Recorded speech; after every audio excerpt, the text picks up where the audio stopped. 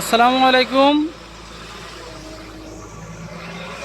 Imran agricultural ফার্মে আপনাদেরকে স্বাগতম।